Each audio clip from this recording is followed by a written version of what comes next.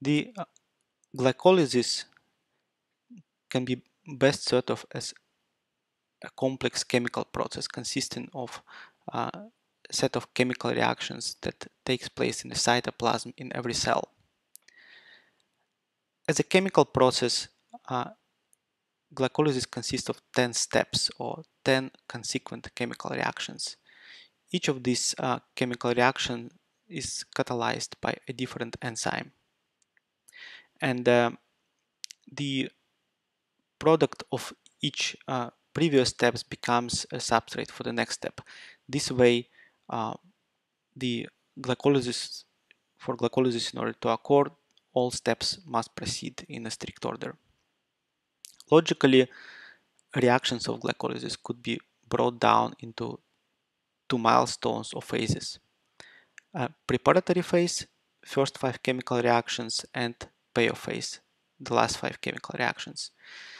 As its name states, preparatory phase, in preparatory phase, cells prepares the input glucose molecules for subsequent breaking down and harvesting of energy. In this phase, the input glucose is phosphorylated twice by consuming the energy of 2 ATPs. In payoff phase, again as its name says, the cells harvest energy from glucose, producing more ATPs than the input, and concomitantly produce some of the reducing equivalents in the form of reduced form of electron transport carrier NADH, and as an output break down 6 carbon initial glucose molecules into 2 smaller 3 carbon pieces called pyruvate. Now let's look at chemical logics of the phases of glycolysis in a coarse-grained manner.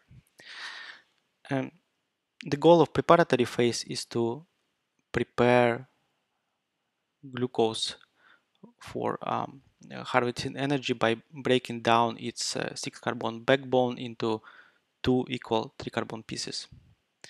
And this what is achieved in the 5 steps of preparatory phase. To understand how it's done, it's necessary to take two considerations. First, glucose is relatively inert, and the breaking of carbon-carbon bond to breaking it into 2 3 carbon pieces is a thermodynamically unfavorable process. And second, glucose is asymmetric.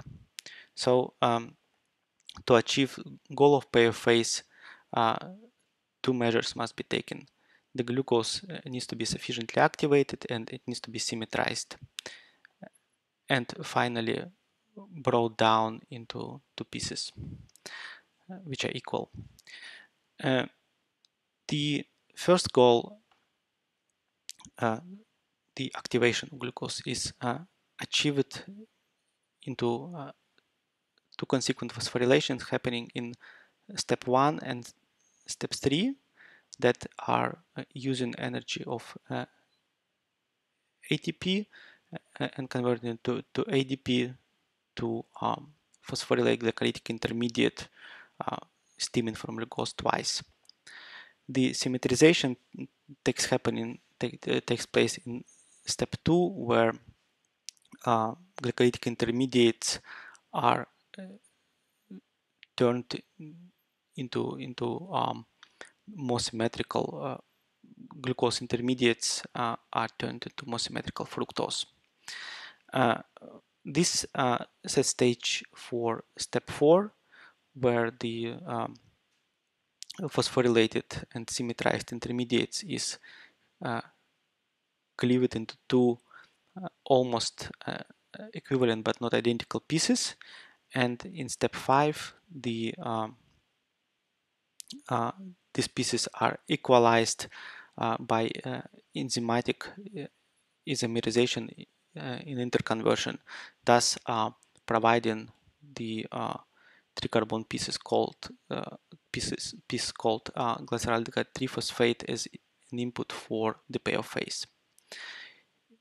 In total, the preparatory phase takes 1 glucose as an input and 2 ATP, and then produces 2 glyceraldehyde 3-phosphate 3-carbon pieces and releases 2 ADPs. The goal of payoff phase is to produce more ATP than it was spent in the preparatory phase. And this goal is achieved in 2 steps. First, the input of payoff phase glyceraldehyde 3-phosphate is additionally phosphorylated by the process called oxidative phosphorylation using the inorganic phosphate. And each of these doubly phosphorylated intermediates in subsequent steps is used as a donor of phosphate group in a process called substrate level phosphorylation to donate this phosphate to ADP and regenerate ATP. Since each glucose molecule results in 2 3-carbon pieces, the number of phosphorylations that are available for ATP regeneration per glucose molecule is 4. This way, the payoff phase produces more ATP than it was spent in the preparatory phase. Of note, the oxidative phosphorylation step 6 in payoff phase, not only deposits the phosphor group, but also oxidizes the glycolytic intermediate, oxidizing the aldehyde group into carboxy group. And because of that, some of the reducing equivalents are released in the form of NADH, which is reduced from oxidized form of this electron transport carrier, NAD+. So in total, 4 reducing equivalents are evacuated during each round of glucose breakdown.